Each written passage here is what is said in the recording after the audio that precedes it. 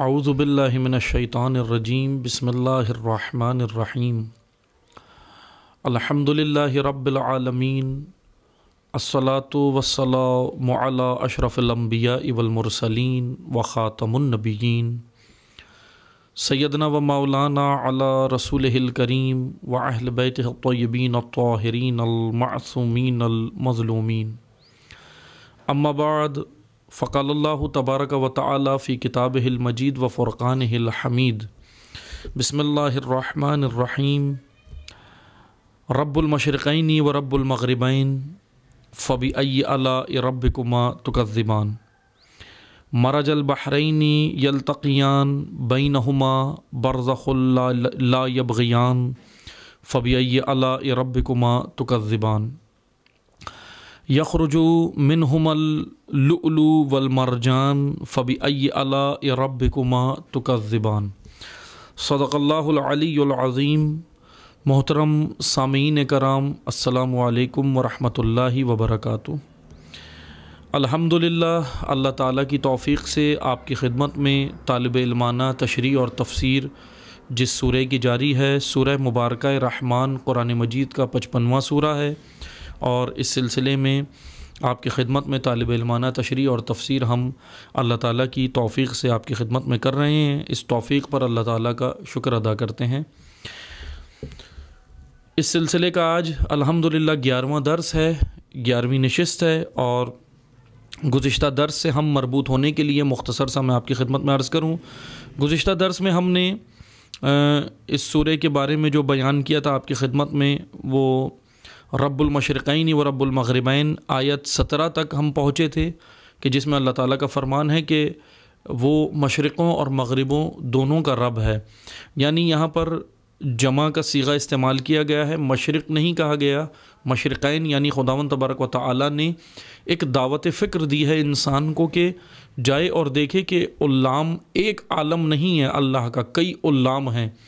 اور اس سلسلے میں ہم گزشتہ درس میں آپ کی خدمت میں بیان کر چکے ہیں کہ انسانی عقل ترقی کر کہاں پہنچی ہے، اور ترقی کر یہ یہاں تک پہنچی کہ آج دنیا کے مختلف ادارے جا رہے ہیں، خلا کے اندر جا رہے ہیں اور معلومات کر رہے ہیں۔ انسان جو ہے وہ معلومات کر رہا ہے کہ یہاں کہاں تک مثلا خداوند تبارک و تعالیٰ کا عالم ہے، لیکن علام جتنے عقول انسانی میں آئیں گے، انسان یہ نہ سمجھے کہ جو عقل میں اس کی آ جائے اتنا ہی سب کچھ ہے، بلکہ بہت ساری چیزیں، جیسے ہم نے غیبت کے موضوع میں آپ کی خدمت میں عرض کیا تھا کہ غیب کیا ہے، اور غیبت کے موضوع میں کہ انسانی عقل سے ماورا، انسانی عقول سے ماورا عالم کو غیب کہتے ہیں۔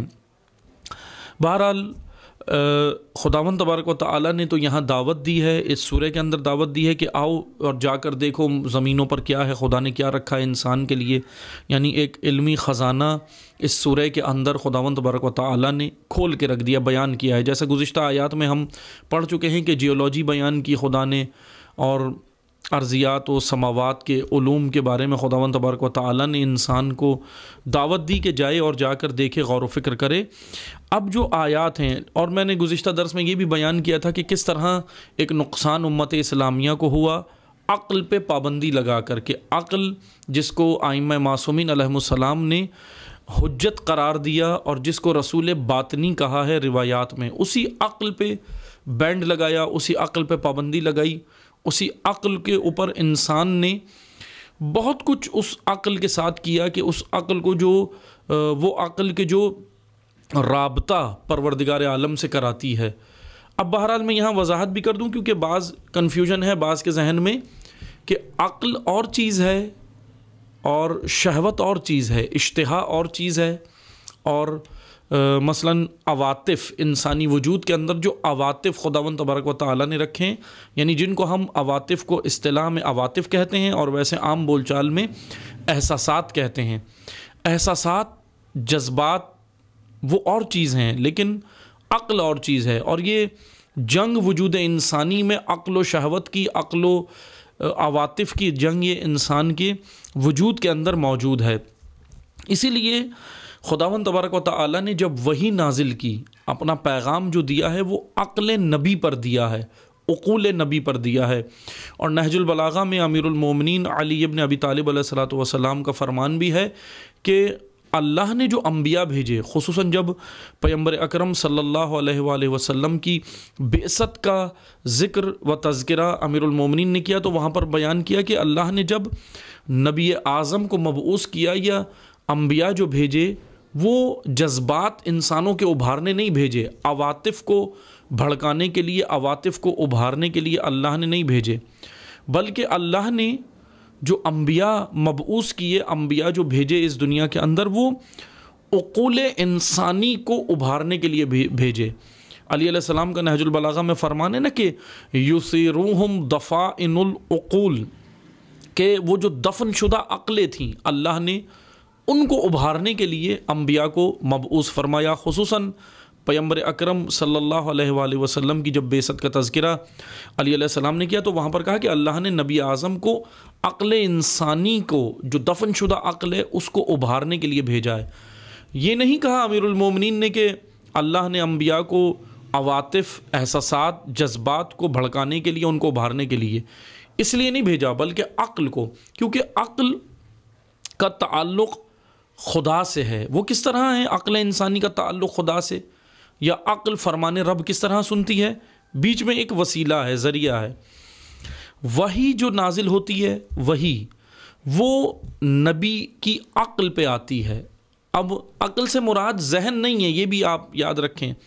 عقل سے مراد وہ قلب ہے۔ قلب یہ دل بھی نہیں ہے، جو ہمارے بدن کے اندر جو دل ہے وہ بھی نہیں ہے۔ قلب سے مراد تفکر کی استعداد ہے، سوچنے کی صلاحیت ہے۔ تفکر کی اس استعداد اور صلاحیت کو، کہ اس کو قلب کہا ہے عربی زبان میں، دو نقطے والی قاف کے ساتھ قلب۔ اب وہاں پر اس قلب نبی پر، نبی کے قلب پر وحی آتی ہے، اور وہ وحی جو اللہ کا پیغام ہوتا ہے، وہ پیغام الہی قلب نبی پر آتا ہے، یعنی عقل نبی پر۔ عقل نبی سے لسان نبی پر، زبان نبی پر آتا ہے، اور پھر لسان نبی و زبان نبی سے عقل انسان پر جاتا ہے۔ اب اگر عقل انسان سالم ہو، عقل انسان دفن نہ ہو گئی ہو شہوتوں کے غلبے میں، کلچر کے غلبے میں، یا عواطف و احساسات و جذبات کے غلبے میں، اگر عقل انسانی دبی ہوئی نہ ہو، تو فوراً پیغام نبی کو سن لیتی ہے اور کلک کرتی ہے، فوراً وہ کلک کرتی ہے، پیغام نبی کو سنتی ہے اور قبول کرتی ہے، ایکسیپٹ کرتی ہے۔ بعض اوقات عقل انسانی پیغام نبی کو قبول بھی کرتی ہے، ایکسیپٹ بھی کرتی ہے، لیکن عمل کے میدان میں پھر انسان نہیں آ پاتا۔ اس کی کیا وجہ ہوتی ہے؟ اس کی بنیادی وجہ ہوتی ہے کہ عواطف اور احساسات کا غلبہ عقل انسانی پر ہونا، کیونکہ وجود اللہ تعالیٰ نے انسان کا اس طرح بنایا ہے کہ اس کے اندر یہ دونوں طاقتیں رکھی ہیں، عقل بھی رکھی ہے، شہوت بھی رکھی ہے۔ شہوت کے نتیجے میں احساسات و عواطف و جذبات پیدا ہوتے ہیں، اور عقل کے نتیجے میں عشق پیدا ہوتا ہے۔ اب یہ ہم نے مرحلہ سمجھنا ہے۔ جیسے بعض لوگ ایک تفریق کرتے ہیں نا کہ وہ جی عقل اور چیز ہے، عشق اور چیز ہے۔ نہ، یہاں پر ہم نے اسی کو سمجھنا ہے کہ عقل کیا ہے اور عشق کیا ہے۔ عشق جذبات کو نہیں کہتے، عشق احساسات کو نہیں کہتے، عشق عواطف کو نہیں کہتے، بلکہ عقل کی بھی کئی اقسام ہیں۔ جیسے علماء نے، مفسرین نے اور علامہ اقبال رحمۃ اللہ علیہ نے بھی جو بیان کی ہے عقل کی اقسام، اس میں سے ایک بیان کی ہے کہ عقل عاشقانہ اور عقل تاجرانہ۔ اب یہ دو طرح کی عقل ہے۔ عقل تاجرانہ وہی احساسات و عواطف ہیں، لیکن عقل عاشقانہ وہ عقل ہے جو انسان کو ملاتی ہے خدا سے، انسان کو لے جاتی ہے خدا کی بارگاہ میں، انسان کو لے جاتی ہے راہ خدا پر۔ اب وہ عقل جو ہے وہی اصل عقل ہے، وہی اصل میں عقل ہے۔ لیکن ہوا یہ ہے ہمارے معاشرے میں کہ احساسات و جذبات کو بھی بعض اوقات وجود انسان میں احساسات و جذبات بھڑکے ہوئے ہوتے ہیں، لیکن نام اس کو عقل کا دے دیا جاتا ہے۔ اور پھر جو اصل عقل ہوتی ہے، جو عشق خدا انسان کے وجود میں پیدا کرتی ہے، پھر ہم اس کی تفریق میں یا اس کے سامنے، اس کے مد مقابل عقل کو لا کے کھڑا کر دیتے ہیں اور کہتے ہیں کہ عشق اور ہے، عقل اور ہے۔ یہاں پر پھر ہم اس طرح اس کو تفریق کر دیتے ہیں۔ حالانکہ حقیقی جو عقل ہے جو فرمان رب کو سنتی ہے اسی کے نتیجے میں عشق پیدا ہوتا ہے. عواطف و احساسات کے نتیجے میں محبت ہوتی ہے. اسی لیے محبت اور چیز ہے، حب اور چیز ہے، عشق اور چیز ہے. یا میں اگر اور اس کی سادہ سی وضاحت کروں عوام الناس کے لیے تو حب جب اپنے 100% یعنی حب و محبت مراحل میں گزرتی ہوئی جب 100% پیور ہو جائے، خالص ہو جائے یا 100% ہو جائے، بڑھتی تو پھر وہ عشق بنتی ہے، پھر وہ عشق کے مرتبے تک پہنچتی ہے، ورنہ وہ عشق نہیں کہلاتی. اگر 99.9% بھی وجود انسانی میں ہو تب بھی وہ حب رہتی ہے، عشق نہیں ہوتا. عشق 100% یعنی 1% کا 1/4 حصہ بھی اس میں کم نہ ہو تب جا کے عشق بنتا ہے. عزیزان محترم، عقل سنتی ہے فرمان نبی کو، اور پھر اگر عقل کا غلبہ وجود انسان پر ہو تو پھر وہ یعنی اس پیغام کو سن کر پھر کیا کرتا ہے انسان؟ پھر اس کے اوپر عمل کرتا ہے، پھر یہ خدا تک کا سفر کرتا ہے، پھر یہ جاتا ہے خدا کی بارگاہ میں، پھر یہ اپنے مقصد خلقت کو حاصل کرتا ہے. لیکن اگر عقل کے اوپر عواطف، احساسات، جذبات، حب اس کا غلبہ ہو جائے تو پھر وہ اس طرح راہ خدا میں نہیں جاتا. جیسے میں آپ کو ایک مثال دوں نا، ہم تذکرہ کرتے ہیں کربلا کا، کربلا والوں کا. آپ دیکھیں میدان کربلا میں حب کے اوپر عشق کا غلبہ ہے، یا میں یہ کہوں کہ عواطف و احساسات و جذبات کے اوپر عقل کا غلبہ ہے. اسی لیے آپ دیکھیں جب امام حسین علیہ السلام میدان کربلا میں آتے ہیں، قربانی دینے آتے ہیں، یا امام حسین علیہ السلام تو بہت کجا، بہت ہی اعلیٰ ہستی، امام، معصوم، لیکن اگر ہم نیچے کے درجے میں آئیں اور کربلا کی خواتین کی بات کریں، کربلا کی عورتوں کی بات کریں، یا کربلا کے دیگر جو اصحاب باوفا امام حسین علیہ السلام کے ان کی بات کریں تو ان پر بھی عشق کا غلبہ ہے، یعنی عقل کا غلبہ ہے، عواطف کا غلبہ نہیں ہے، احساسات کا غلبہ نہیں ہے. کیونکہ اگر احساسات و عواطف کا غلبہ ہوتا تو اپنے بچوں کو بچاتے، دین کو نہیں بچاتے.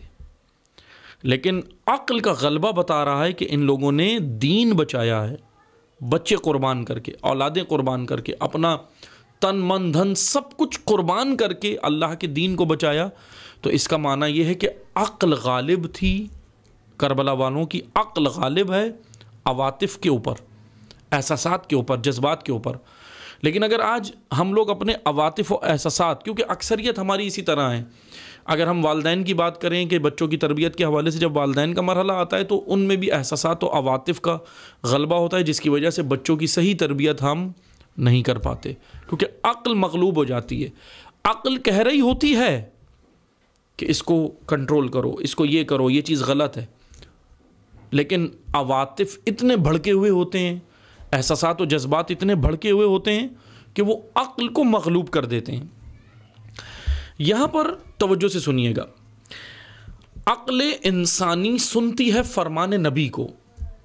فرمان نبی نتیجہ ہے وحی خدا کا، کیونکہ فرمان نبی، نبی اپنے پاس سے کچھ نہیں کہتے، نبی خود نہیں کہہ رہے، نبی کے اوپر جو حکم آ رہا ہے اس کو وہ بیان کر رہے ہیں، جو اللہ کا حکم ہے. اس لیے خدا تک جانے کا راستہ یا اپنے راہ مقصد خلقت کو حاصل کرنے کا جو راستہ ہے وہ عقل ہے. اور سب سے بڑا کام جو عقل کے ساتھ ہوا وہ یہ ہوا کہ عقل کو مار دیا، عقل کو گاڑ دیا، عقل کو دفن کر دیا. کس کے اندر؟ ہم نے اپنے کلچر کے اوپر، کلچر کا غلبہ آ گیا، ثقافت کا غلبہ آ گیا، ہمارے احساسات و عواطف کا غلبہ آ گیا، جس کی وجہ سے عقل مدفون ہو گئی. انبیاء کو اللہ نے پھر کیوں بھیجا؟ یُصِیرُوهُمْ دَفَائِنُ الْعُقُولِ، کہ جائیں اور جا کر آپ ابھاریں. ان کے کیا ابھاریں؟ ان کے جذبات کو نہیں، عقلوں کو ابھاریں. کیونکہ عقل فطرت ہے جس کے اوپر انسان خلق ہوا ہے، وہی فطرت عقل ہے. اور وہ جو عواطف ہیں، وہ جو احساسات و جذبات ہیں، وہ فطرت نہیں ہیں، وہ طبیعت ہیں. بعض اوقات ہم الفاظ کا چناؤ کرتے ہوئے خیال نہیں کر پاتے اور یہ پھر بے ادبی ہوتی ہے. یعنی ہم جو طبیعت، کیونکہ وجود انسانی کے اندر دو طرح کے جو ہے وہ وجود ہے نا، جو ہم نے ذکر کیے تھے گزشتہ دروس کے اندر، کہ ایک مانوی وجود ہے، ایک مادی ہے. اللہ نے بنایا اس طرح، اس کو رکھا اس طرح. مانوی فطرت ہے، مادی طبیعت ہے. یعنی یہ فطرت و طبیعت کی ایک جنگ بھی ہے وجود انسانی میں. لیکن ہم پھر اس کو کہہ دیتے ہیں، مثلا الفاظ کا خیال نہیں کرتے. اگر ہم دیکھتے ہیں کہ فلاں کے اندر کوئی چیز زیادہ ہے، جیسے ہم بعض اوقات جانوروں کے لیے بھی کہہ دیتے ہیں نا یہ لفظ کہ جی جانور کی فطرت میں یہ چیز ہے. حالانکہ جانور فطرت پہ خلق نہیں ہوا. جانور کے اندر وہ فطرت نہیں ہے جس کو ہم فطرت کہہ رہے ہوتے ہیں، بلکہ وہ غریزہ ہوتا ہے. غریزہ، جس کو اصطلاح میں غریزہ کہتے ہیں. غریزہ جو جانور کے اندر جو سوجھ بوجھ کی صلاحیت ہے نا، جانور کے اندر جو واپس پلٹنے کی صلاحیت ہے اپنے اصل کی جانب، وہ غرائز کی وجہ سے ہے، وہ غریزے کی وجہ سے ہے، نہ کہ فطرت کی وجہ سے. فطرت وہ ہے جس پر اللہ نے انسان کو خلق کیا ہے، کیونکہ تمام مخلوقات کے اندر انسان کو جدا خلق کیا، اور اس میں اس کا جدا خلق کرنے کا مقصد یہ نہیں ہے کہ مثلا انسان کا قانون الگ ہے. قانون وہی ہے، لیکن انداز خلقت میں تبدیلی ہے. قانون الہی میں خلقت کے قانون میں تبدیلی نہیں ہے. جن مخلوقات پر اللہ نے مثلا جس قانون پر اللہ نے دیگر مخلوقات کو خلق کیا، اسی پر انسان کو بھی خلق کیا، لیکن فرق ہے انداز خلقت میں. انسان کی خلقت کا جب انداز خدا نے اپنایا تو وہ فطرت اللہ التی فطر الناس علیہا کا، کہ ہم نے اس کو اپنی فطرت پہ خلق کیا. یعنی وہی عقل جو ہے، جو ہماری عقل کبھی سنتی ہے نا، جیسے ہم خدا نخواستہ جب کوئی انسان ایک غلط بن جاتا ہے، غلط راہوں پہ چل پڑتا ہے، تو اس کو کچھ احساس بھی ہوتا ہے بعد میں. ایک چیز اس کے کلک کر رہی ہوتی ہے. جب ہم غلط راہوں پہ جا رہے ہوتے ہیں، غلط کام کر رہے ہوتے ہیں، رشوت لے رہے ہوتے ہیں، حرام خوری کر رہے ہوتے ہیں، حرام کھا رہے ہوتے ہیں، خدا نخواستہ زنا کر رہے ہوتے ہیں، دیگر کام کر رہے ہوتے ہیں، تو ایک لحظے کے لیے ہمیں احساس ہوتا ہے. ہر گناہ گار کو، گناہ کرنے والے کو احساس ضرور ہوتا ہے ایک لحظے کے لیے کہ جی میں یہ غلط کر رہا ہوں. وہ جو احساس اس کو ایک دم کلک کرتا ہے اس کے دماغ میں، وہی عقل ہے، وہی فطرت ہے. لیکن پھر ہوتا یہ کہ وہ کیونکہ غلبہ شہوت کا زیادہ ہوتا ہے، غلبہ عواطف و احساسات و جذبات کا زیادہ ہوتا ہے، اس وجہ سے پھر وہ کلک جو پیغام کرتا ہے، عقل جو کلک کرتی ہے نا اس کے وجود کے اندر، یہ سنتا ہے لیکن پھر انسنی بھی کر دیتا ہے، کیونکہ غلبہ اتنا زیادہ عقل کا نہیں ہوتا، غلبہ عواطف کا زیادہ ہوتا ہے. بہرحال توجہ سے سنیے گا. اب اس عقل انسانی کے ساتھ کیا ہوا؟ اس عقل انسانی پہ بینڈ لگایا. تاریخ شاہد ہے، تاریخ میں یہ ہوا، تمام ادیان میں یہ ہوا. یہودیت، آج ہمیں دنیا میں 3 بڑے مذہب نظر آتے ہیں، یا جن کو ہم سامی مذہب کہتے ہیں. ویسے اور بھی ادیان ہیں وہ غیر سامی ہیں. سامی حضرت نوح علیہ السلام کا بیٹا ہے، سام بن نوح. سامی، اس کو سامی مذاہب ان کو کہا جاتا ہے جن کی تعلیمات انبیاء سے مربوط ہے، یعنی جن کو جو انبیاء لے کر آئے تعلیمات. اور سامی، اس وقت 3 سامی مذاہب ہیں بڑے دنیا کے اندر. ایک یہودیت، ایک عیسائیت اور ایک اسلام ہے.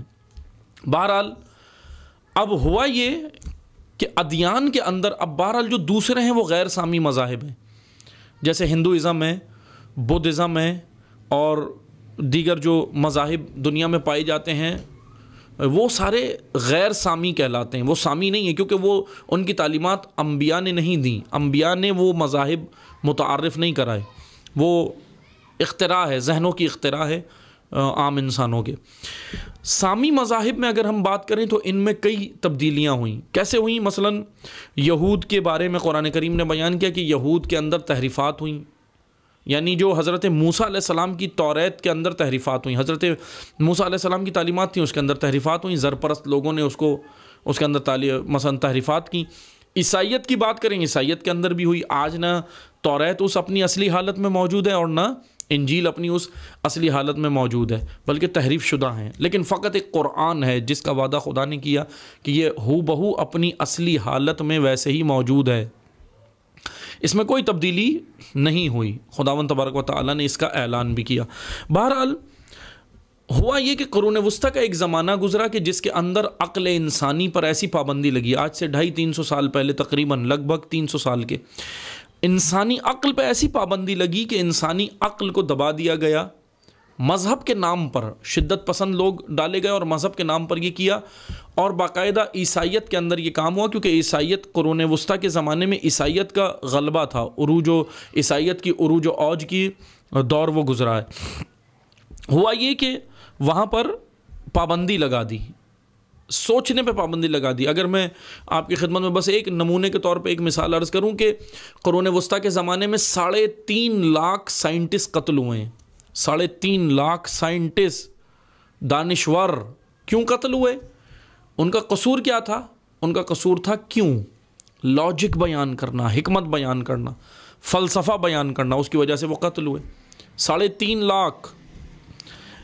اور بہرحال انہوں نے کیا کیا تھا؟ انہوں نے بس اپنی ایک رائے پیش کی تھی۔ جیسے اگر پاپ جو پادری ہوتا تھا عیسائیت میں، کیونکہ پادری جو ہے وہ وہی حیثیت رکھتے ہیں جو جیسے آج علماء مذہب اسلام کے اندر ہیں، جیسے مقدس لوگ ہوتے ہیں، اسی طرح عیسائیت میں پاپ ہوتا ہے، پادری ہوتا ہے۔ تو پادریوں نے اپنا دین جو پیش کیا، جو حضرت عیسیٰ علیہ السلام کا دین نہیں تھا، من گھڑت دین، گڑا ہوا دین پادریوں نے بنایا، اور وہ قرون وسطیٰ کے زمانے میں اس کو پیش کیا، اس کا غلبہ کیا، اور متشدد عیسائیت، متشدد دین بنا کے پیش کیا، تشدد پسند دانہ دین۔ جیسے آج بعض لوگ الزام لگاتے ہیں نا اسلام پہ کہ اسلام متشدد دین ہے، اسلام میں شدت ہے، اور یہ تو اگر تاریخ پڑھیں تو اسلام کے اندر تو بہرحال یہ تو امریکہ نے اور دیگر جو عالمی اسٹیبلشمنٹ تھی اس نے ڈالے مسلمانوں کے اندر ایسے جنایت کار لوگ کہ جنہوں نے اسلام کا چہرہ خراب کیا، ورنہ اگر پیچھے تاریخ پڑھیں تو عیسائیت کی اپنی داستان قرون وسطیٰ میں وہ ڈھکی چھپی نہیں ہے۔ دیکھیں جا کر، اس کو پڑھیں، اسٹڈی کریں، مطالعہ کریں، موجود ہے تاریخ کہ اس کے اندر متشدد مذہبی پیدا کیے جو پاپ کی صورت میں ہوتے تھے، پادریوں کی صورت میں ہوتے تھے، جنہوں نے دین کا چہرہ بگاڑ دیا، بگاڑ پیدا کیا۔ اب اس کے نتیجے میں کیا ہوا؟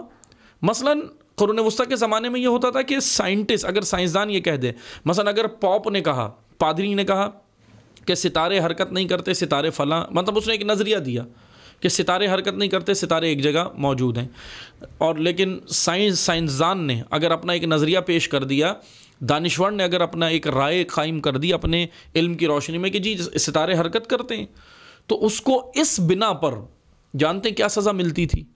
اس کو گرم پانی کے اندر اس کو کئی مہینوں جو ہے وہ ڈبونے کی سزا ملتی تھی۔ موت تو بہت اس کو بعد میں دی جاتی تھی، لیکن اذیتیں پہلے دی جاتی تھی۔ یعنی اتنا خطرناک ہے۔ تو میں ایک نمونے کے طور پر آپ کو یہ مثال دے رہا ہوں کہ عقل پہ پابندی کس طرح لگائی گئی اور سوچنے پہ پابندی لگائی گئی۔ بہرحال اس طرح 3.5 لاکھ سائنٹسٹ قتل ہوئے، اور مذہب عیسائیت میں سے کیوں مار دیا گیا کہ آپ کیوں نہ کرو، سوچو نہیں، بس جو ہے مان لو۔ اب یہی کام اسلام میں بھی ہوا، بنو امیہ نے یہ کام شروع کیا اور آج تک یہ جاری ہے کہ جی کیوں نہیں کرنا۔ آپ کو کہا کہ یہ مثلا یہ وظیفہ یہ پڑھنا ہے، بس پڑھنا ہے۔ حلال دین نے قائم کیا، حرام دین نے قائم کیا، مکروہ و مباح، کہا کہ بھائی کیوں ہے؟ اگر جیسے آج کوئی سوال بھی کر لے، کوئی جوان جائے مولانا صاحب سے پوچھ بھی لے کہ مولانا صاحب، آغا صاحب یہ بتائیے کہ یہ کیوں ہے، مباح کیوں ہے، مکروہ کیوں ہے، حلال و حرام کیوں ہے، تو وہاں سے سامنے سے جواب آتا ہے کہ خبردار کوئی سوال نہیں کرنا، بس اللہ کی حکمت ہے، جو بھی ہے اس کو قبول کر لو۔ بے شک اللہ کی حکمت ہے، لیکن اس حکمت کو بیان کریں، اس لاجک کو بیان کریں کہ خدا نے حلال و حرام کا جو پابند انسان کو بنایا، اس میں انسان کے بدن کے فوائد ہیں۔ اسی طرح دین اسلام ایک جامع اور خوبصورت دین ہے، لیکن اس کے اندر بھی تحریفات کا سلسلہ شروع ہوا، کی گئیں۔ اور کیوں مار دیا گیا؟ کیوں مار دیا گیا؟ نکال لیا یہ، جیسا میں نے گزشتہ درس میں مثال دی تھی نا کہ تشیع کے اندر بھی یہ کام ہوا، اخباری مسلک آیا، ملا امین استر آبادی نے جو اس کا بانی ہے اخباری مسلک کا، اس نے ایجاد کیا، اور اس کے اندر سوچنے پر ہی پابندی لگا دی کہ جی بس جی جو حدیث ہے، جیسی بھی حدیث ہے اس کو مان لو، جیسی بھی حدیث ہے۔ مثلا تشیع تو اتنا خوبصورت مکتب ہے کہ حدیث کو چیک کیا جاتا ہے، پرکھا جاتا ہے، اسی طرح راویوں کو چیک کیا جاتا ہے، راویوں کو بھی پرکھا جاتا ہے، حدیث کی سند متن سب کچھ چیک کرنے کے بعد راوی بھی چیک کیا جاتا ہے، بھئی راوی کیا ہے۔ علم رجال ہمارے یہاں ایک بڑا خوبصورت جو ہے وہ علم ہے جس کے اندر راویوں کی انویسٹیگیشن ہوتی ہے، لیکن اس راویوں کی انویسٹیگیشن کو دوسرے جو جیسے اہل سنت برادران ہیں وہ کہتے ہیں نہیں جی یہ مثلا یہ تو راوی کی اور صحابہ کی توہین ہے، وہ اس وجہ سے وہ اس کو نہیں مانتے، لیکن ایسا نہیں ہے۔ اب بہرحال اہل سنت میں بھی کئی طبقات ہیں، میں سب کی بات نہیں کر رہا، اس میں بھی کئی مطلب فرقے موجود ہیں جو الگ الگ رائے رکھتے ہیں، لیکن توجہ سے سنیں، تشیع اتنا خوبصورت مکتب ہے کہ حتیٰ کہ ہمیں تاریخ میں یہ بھی ملتا ہے کہ امام محمد باقر علیہ الصلوۃ والسلام کا ایک صحابی تھے جو ایک کان سے بہرے تھے، ایک کان سے، غالباً شاید دایاں کان ان کا تھا جو جس سے وہ بہرے تھے، یعنی کم سنائی دیتا تھا، صحیح آواز نہیں آتی تھی۔ اب علم رجال دیکھیں کتنا خوبصورت علم ہے۔ اب جب وہ شخصیت جو ایک کان سے بہرے ہیں، جب وہ، کیونکہ وہ راوی بھی ہیں حدیثوں کے، امام باقر علیہ السلام کی مجلسوں میں، محفلوں میں، نشستوں میں بیٹھتے بھی تھے، اب جب یہ کوئی حدیث نقل کرتے ہیں نا امام باقر علیہ السلام سے، تو علم رجال ان کو روکتا ہے، کہتا ہے کہ ذرا رکو، چیک کر لو۔ اب راوی کی انویسٹیگیشن ہوتی ہے، راوی کی چھان بین کس نے کیا؟ جی فلاں شخصیت نے۔ فلاں شخصیت کیا تھی؟ ایک کان سے بہری تھی، ایک کان سے کم ان کو سنائی دیتا تھا، دائیں کان سے۔ تو اب جو ہے وہ علم رجال یہاں پہ تحقیق کرتا ہے کہ دیکھو تاریخ کی اب کتابوں میں کھنگالو، دیکھو چھانو کہ کیا ہوا، وہ امام باقر علیہ السلام کے سامنے کس طرح بیٹھے تھے، کیا دایاں کان کا رخ کر کے بیٹھے تھے یا بائیں کان کا؟ اگر دائیں کان کا جس سے وہ بہرے تھے، جس سے وہ معذور تھے، اگر وہ کر کے رخ بیٹھے تھے تو پھر ذرا رک جاؤ، حدیث کے اندر کچھ شبہ ہے، چیک کرنا پڑے گا، کیونکہ ممکن ہے آواز صحیح نہ آئی ہو، لیکن اگر جو بائیں کان کو رخ کر کے بیٹھے تھے تو اب حدیث کو ذرا لے سکتے ہیں، اب اس کو ہم جو ہے وہ مطلب چیک کر سکتے ہیں، اس کی انویسٹیگیشن کر سکتے ہیں، چھان بین کر سکتے ہیں۔ بس بہرحال میں نے عرض یہ کرنا تھا عزیزان محترم کہ اتنا خوبصورت مکتب ہے تشیع، لیکن عقل انسانی پہ پابندی لگی، اور اللہ تعالیٰ نے قرآن میں کہا کہ عقل سے انسان جائے، یہ علوم حاصل کرے۔ بہرحال آیات تو رہ گئی ہیں جو ہم نے آگے بیان کرنی ہے۔ رب المشرقین و رب المغربین 17ویں آیت تھی کہ جس میں ہم نے یہ بیان کیا کہ اللہ تعالیٰ نے کہا ہے کہ وہ مشرق و مغربوں کا رب ہے، نہ کہ ایک، مغربوں اور لام کا رب ہے وہ۔ آگے پھر انشاءاللہ آیات جاری ہیں، ہم انشاءاللہ پھر اس کو اگلے درس میں بیان کریں گے کہ پھر آگے سمندروں کی خلقت کے بارے میں، سمندروں کے بارے میں آیات ہے کہ اللہ تعالیٰ نے سمندر جو رکھے، میٹھے پانی کا، کھارے پانی کا، اور کس طرح ہیں وہ۔ بہرحال پھر ہم اس کو اگلے درس میں بیان کریں گے انشاءاللہ۔ والسلام علیکم ورحمۃ اللہ وبرکاتہ۔